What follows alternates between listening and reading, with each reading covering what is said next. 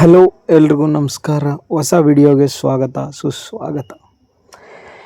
ಏನಪ್ಪ ಅಂದರೆ ನಾವು ಕೆ ಡಿ ಮೂವಿಗೆ ಹೋಗ್ಬೇಕಂತ ಅಂದ್ಕೊಂಡಿದ್ವಿ. ಹಂಗಾಗಿ ಲಾಗ್ ಮಾಡ್ಕೊತ ಹೋಗೋಣ ಅಂತೇಳಿ ಮೊಬೈಲ್ ತೆಗೆದ್ವಿ.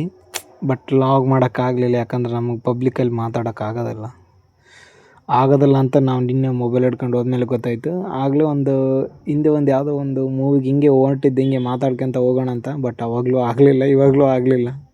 ಕ್ಯಾಮ್ರಾ ತೆಗೆದ್ರೆ ಅಂದರೆ ಫೋನ್ ತೆಗೆದು ಕ್ಯಾಮ್ರಾ ಆನ್ ಮಾಡಿ ಹಿಂಗೆ ಮಾತಾಡೋಕೆ ಹೋದ್ರೆ ಎಲ್ಲರೂ ಹಿಂಗೆ ನೋಡ್ತಿದ್ರು ನಮ್ಮನ್ನು. ಹಂಗಾಗಿ ನಾನು ಮಾತಾಡಲಿಲ್ಲ. ಏನಪ್ಪ ಅಂದರೆ ಕೆ ಡಿ ಮೂವಿ ನೋಡ್ಬೇಕಂತ ಹೋದ್ವಿ. ಕೆ ಡಿ ಮೂವಿ ಪ್ರೇಮ್ ಅವರು ಡೈರೆಕ್ಷನ್ ಮಾಡಿದ್ದಾರೆ.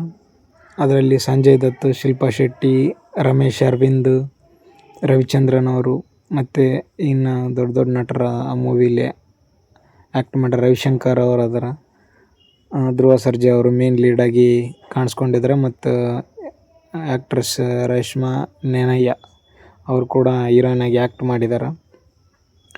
ಮೂವಿ ಹೆಂಗಪ್ಪ ಅಂದರೆ ಟೋಟಲಾಗಿ ಚೆನ್ನಾಗಿದೆ ಅಂತಲೂ ಹೇಳೋಕ್ಕಾಗಲ್ಲ, ತೀರಾ ವರ್ಸ್ಟ್ ಇದೆ ಅಂತಲೂ ಹೇಳೋಕ್ಕಾಗಲ್ಲ. ಯಾಕಂದರೆ ಹಿಂದೆ ಮಾಡಿರೋ 2 ಧ್ರುವ ಸರ್ಜಾ ಅವ್ರ ಮೂವಿಗಿಂತ ಇದು ಸ್ವಲ್ಪ ಬೆಟರ್ ಆಗಿದೆ ಅಂತ ಹೇಳ್ಬೋದು.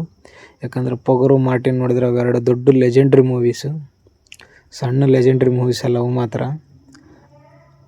ಅವಾಗವಾಗ ಮೂವಿಲೇ ಆ ಪೊಗರು ಧ್ರುವ ಸರ್ಜಾ ಅವರು ಮತ್ತು ಈ ಮಾರ್ಟಿನ್ ಧ್ರುವ ಸರ್ಜಾ ಅವರು ಅವಾಗವಾಗ ಹಾಂ ಹ್ಞೂ ಅಂತೇಳಿ ಬಂದು ಹೋಗ್ತಾಯಿದ್ರು ಅವಾಗವಾಗ. ಅದು ಬಿಟ್ಟರೆ ಧ್ರುವ ಸರ್ಜಾ ಅವರು ಡೈಲಾಗ್ ಡೆಲಿವರಿ ಹೆಂಗಿತ್ತಪ್ಪ ಅಂದ್ರೆ, ಹಿಂದೆ ಯಾರೋ ಓಡಿಸ್ಕೊಂಬರಕತ್ತಾರೆ ಮಚ್ಚಿಡ್ಕೊಂಡು, ನಾನು ಬಡ ಹೇಳಿ ಹೋಗ್ಬೇಕು ಅನ್ನಂಗಿತ್ತು. ಇನ್ನು ಹೀರೋಯಿನ್ನು ಮತ್ತು ಧ್ರುವ ಸರ್ಜಾ ಅವರು ಕಾನ್ವರ್ಜೇಷನ್ ಮಾತ್ರ ಫುಲ್ಲು ಇರಿಟೇಟ್ ಆಗಿದ್ದು. ಸ್ಪೀಡ್ ಹೇಳ್ತಿದ್ರು, ಅಷ್ಟು ಸ್ಲೋ ಆಗಿ, ಒಂದು ನ್ಯಾಚುರಲ್ ಆ್ಯಕ್ಟಿಂಗ್ ಅಂತ ಅನ್ನಿಸ್ತಾನೆ ಇದ್ದಿಲ್ಲ. ಇಬ್ಬರಿಗೆ ಯಾರಿಗೋ ಬಡ್ಡಿಗೆ ತಗೊಂಡು ಓಡಿಸ್ಕೊಂಬರಕತ್ತಾರನ ಅನ್ನೋರು ದಿನ್ಸ್ ಮಾತಾಡ್ತಿದ್ರು. ಅದು ಒಂದು ಸ್ವಲ್ಪ ಕಮ್ಮಿ ಆಗಬೇಕಾಗಿತ್ತು ಅಷ್ಟೇ. ಅದು ಬಿಟ್ಟರೆ ಎಲ್ಲ ಕರೆಕ್ಟಾಗಿತ್ತು.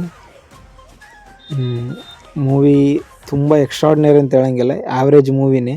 ಬಟ್ ಧ್ರುವ ಸರ್ಜಾ ಅವರು ಇನ್ನೂ ಸ್ವಲ್ಪ ನ್ಯಾಚುರಲ್ ಆ್ಯಕ್ಟಿಂಗ್ ಬರಬೇಕು. ಅದು ಇನ್ನೂ ಹೆಂಗಂದರೆ ಓವರ್ ಅಂತಲೇ ಅನ್ನಿಸ್ತೈತಿ, ಓವರ್ ಆ್ಯಕ್ಟಿಂಗ್ ಆಯ್ತು ಅಂತಲೇ ಅನ್ನಿಸ್ತು.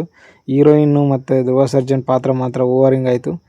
ಧ್ರುವ ಸರ್ಜಾ ಅವರು ತೀರಾ ಚೈಲ್ಡಿಶ್ ಥರ ಬಿಹೇವ್ ಮಾಡಿದರು ಅಂತ ಅನ್ನಿಸ್ತೈತಿ ನನಗಂತೂ. ಈ ಮೂವಿಲಿ ತೀರಾ ಚೈಲ್ಡಿಶ್ ಆದರು ಅಂತ ಅನ್ನಿಸುತ್ತೆ. ಬಟ್ ನೆಕ್ಸ್ಟ್ ಮೂವಿಲಿ ಹೆಂಗೆ ಮಾಡ್ತಾರೆ ನೋಡಮ್ಮ. ಯಾಕಂದರೆ ಸುದೀಪ್ ಅವರು ಕಾಲಭೈರವ ಅಂತೇಳಿ ಒಂದು ಎಂಟ್ರಿನ ಕೊಡ್ತಾರೆ ಲಾಸ್ಟು ಕ್ಲೈಮ್ಯಾಕ್ಸಲ್ಲಿ. ಫಸ್ಟ್ ಹಾಫು ಸ್ಲೋ ಇದ್ರೂ ಸೆಕೆಂಡ್ ಹಾಫ್ ಫುಲ್ ಫಾಸ್ಟಾಗಿ ಹೋಗ್ಬಿಡುತ್ತೆ. ಅದೇನು ಅನ್ಸೋದೇ ಇಲ್ಲ, ಸೆಕೆಂಡ್ ಹಾಫ್ ಸ್ಲೋ ಅಂತ ಅನ್ಸೋದೇ ಇಲ್ಲ, ಫುಲ್ ಫಾಸ್ಟಾಗಿ ಹೋಗುತ್ತೆ. ಅಲ್ಲೊಂದು ಫೈಟ್ ಬರುತ್ತೆ, ಎಲ್ಲವೂ ಚೆನ್ನಾಗಿರುತ್ತೆ. ಬಟ್ ಧ್ರುವ ಸರ್ಜಾ ಅವ್ರದ್ದು ಅಷ್ಟೇ ಸ್ವಲ್ಪ ಆ್ಯಕ್ಟಿಂಗು, ಆ ಡೈಲಾಗ್ ಡೆಲಿವರಿ ಏನೈತಿ ಸ್ಪೀಡ್ ಅನಿಸುತ್ತಲ್ಲ, ಅದನ್ನು ಅವರು ಸ್ಲೋ ಮಾಡಬೇಕು, ಸ್ಲೋ ಆಗಿ ನಿಧಾನಕ್ಕೆ ಹೇಳ್ಬೇಕು. ಯಾಕಂದರೆ ಅವಸರದಲ್ಲಿ ಹೇಳ್ದಂಗೆ ಅನ್ನಿಸ್ತು. ಅದು ಒಂದು ಬಿಟ್ಟರೆ ಉಳಿಕೆದ್ದೆಲ್ಲ ಚೆನ್ನಾಗೇ ಇದೆ. ಸಾಂಗು, ಕೊರಿಯೋಗ್ರಫಿ ಮಾತ್ರ ಮಸ್ತ್ ಅವ. ಲಿರಿಕ್ಸ್ ಅಂತೂ ಚೆನ್ನಾಗಿ ಬರ್ತಾರೆ ಎಲ್ಲ ಸಾಂಗಿನ ಮಾತ್ರ, ಎಲ್ಲ ಚೆನ್ನಾಗೈತೆ. ಎಲ್ಲರೂ ನೋಡ್ಬೋದು, ಫ್ಯಾಮಿಲಿ ಕೂಡ ಕುಂತ್ಕೊಂಡು ನೋಡ್ಬೋದು. ಅಂತ ಏನು ವಲ್ಗರ್ ಸೀನ್ಸ್ ಆಗಲಿ ಏನಾಗಲಿ ಇಲ್ಲ. ಅದು ಒಂದು ಸಾಂಗ್ ಇತ್ತು, ಅದೊಂದು ಸಾಂಗ್ನ ತೆಗ್ದಾಕ್ಯಾರ ಅಷ್ಟೇ. ಅದು ಬಿಟ್ಟರೆ ಓವರಾಲ್ ಮೂವಿ ಚೆನ್ನಾಗೈತೆ. ಇಲ್ಲಿ ನೆಕ್ಸ್ಟ್ ಮೂವಿಗೆ ಸ್ವಲ್ಪ ನ್ಯಾಚುರಲ್ ಆ್ಯಕ್ಟಿಂಗಿಗೆ ಇದು ಮಾಡಬೇಕು. ಇಷ್ಟು ಹೇಳೋಕ್ಕೆ ಇಷ್ಟಪಡ್ತೀನಿ. ಓಕೆ ಫ್ರೆಂಡ್ಸ್, ಬಾಯ್. ವಿಡಿಯೋ ಇಷ್ಟ ಆದರೆ ಲೈಕ್ ಮಾಡಿರಿ, ಕಮೆಂಟ್ ಮಾಡಿರಿ, ಸಬ್ಸ್ಕ್ರೈಬ್ ಮಾಡಿರಿ, ಶೇರ್ ಮಾಡಿರಿ.